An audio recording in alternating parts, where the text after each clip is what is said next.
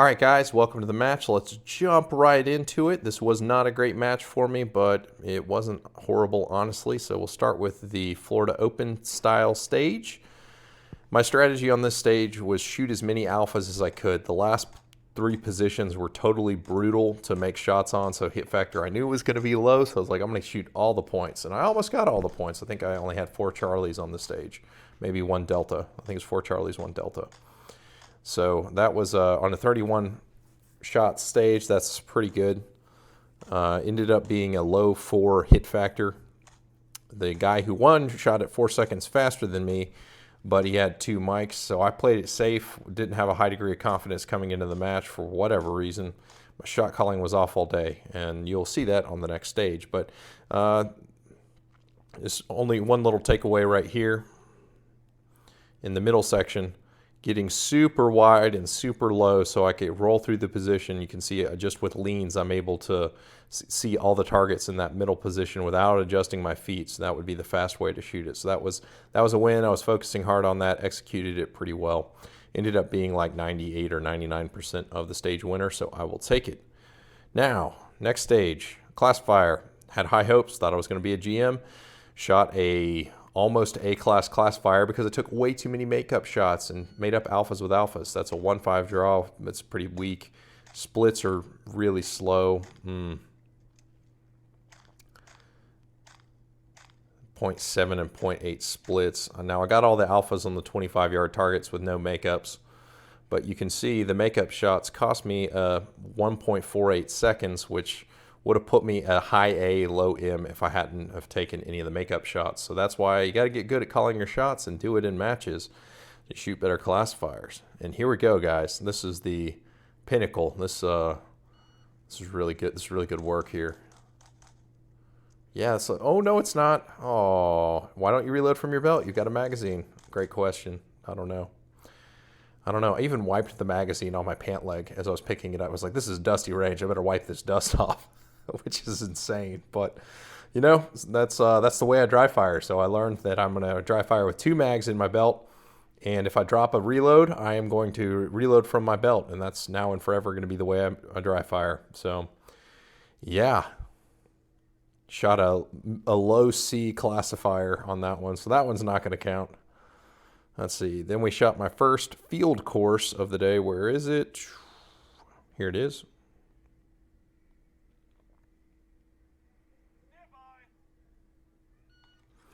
Wanted to start scoring points quickly, and that's why I shot that guy first. Okay. I don't like this. In my mind, I was gonna transition onto the partial and then start rolling out of position on the open target. And you can see that I don't roll out of position on that open target, but as the shot breaks, I do start to drop my level down and get moving. So that's called a hard exit, and I did a hard exit on an open target. So doing it that way, I probably would have been better off doing a hard exit on the partial target. Did some good running into the last position and then go way too deep into the position, and I just don't get aggressive beyond that first target. Listen to the cadence of the shots. It's just way, way too slow. Too much dwell time on the dot. Not calling shots good. Just wasn't super pleased. That little ting-ting sounded good there. That's a 0.6 onto a mini popper. That's not bad. But all in all, I think I had the right stage plan. There was a key difference between me and the guy who absolutely ate my lunch, the guy who won Carry Optics for the day as a GM in production. And he shot a full-size popper, and he paused about right there. And you could see a full-size paper and a full-size popper from right there that they kind of took on a slow move into that last position, which they then just hosed that array real aggressively. Didn't go quite so deep into the position. And I think they just shot with more aggression in general. And so that was kind of my wake-up call on that stage. So got to the next one, and this makes me itchy when you have to stand with heels touching marks and draw to a target. It's so inefficient. But the question was, do you shoot the middle target first and then the other 2 targets, hoping that you can see the mini popper and then go onto the paper and roll out of position? Or do you shoot them right to left, shoot the paper back, and then come to the mini popper. Well, after watching enough people shoot it, I just think I would have been standing there waiting for poppers to fall. And you can see,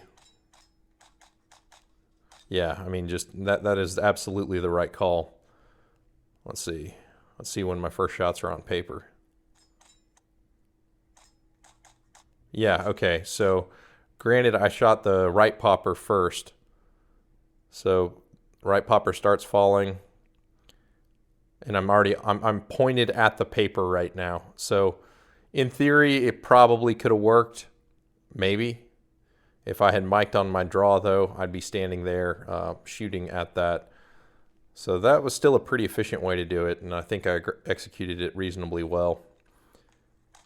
All right, I'm pretty proud of that. That was good movement, good shooting on the move. Got those 2 alphas. Had to thread the needle between no shoots. All right, there was an open target over here in this corner, and I decided to shoot it as a hard lean rather than a wide transition off of that. And I think that was the right way to do it, because I think that wide transition would have been slower than just doing the hard lean. I didn't execute the wide transition well because I lost my dot, which is a good reason for why you use the biggest screen you can in competition. Like, oh, lost my dot, got it, okay. So I still think that was the right plan. Ended up being 0.02 of a second off the stage winner on that one with basically the same points. So the stage went really well as far as the match was concerned, although I wasn't super thrilled with the way it shook out. And then the last stage, I did not get third person view, and I am sorry. So we'll get dizzy together. Here we go. Oh, so that is a fail to feed that took 2.25 seconds to clear. And that's going to come into effect later, and I'll tell you why. 2 makeups on steel. There's only makeups on steel all day. All right, so go back there. Let's see if you can see him. There he is. See the mover who just kind of, the waver popping out behind those barrels. So the question was, you can see the no shoot on him. Okay, do you even shoot at that at all? Because it was no penalty mics if you shot at that target, if you did not shoot at it. So I was the only one on the squad who said it's not worth the time. You're not going to get the alphas, and pretty much nobody got the alphas. And shooting a minor caliber, it just didn't make sense. So what ended up happening is the guy who won the stage, I was close to him. Our times were basically the same, but I had a 2 1/4 malfunction. And he had better points, so he pulled away with me on it. But real quick, there was one other thing I wanted to talk about. All right, order of engagement in this position. So this target is what's creating this position, because the target that's right here was available from pretty much anywhere at the back of that shooting box.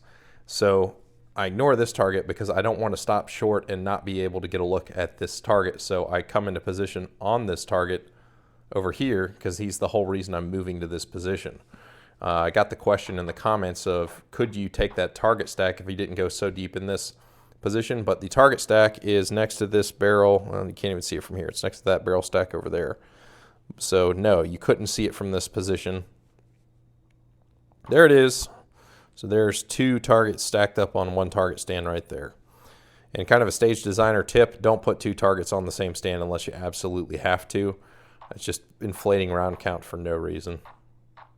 There we are, 2 targets on the same stand again. All in all, finished up 98% of the gentleman who won Carry Optics. He's a very good shooter. He also had a rough day, so his rough day was slightly better than my rough day. Ended up 96% of the overall, like number 6, which is pretty good for a minor gun, I guess. But all in all, it was a good day of shooting. Guys at Mission 160 in Dallas put on a great USPSA match on the 4th Sunday, so come shoot with us if you get a chance. I appreciate you guys watching, and I'll catch you on the next one. Thanks, guys.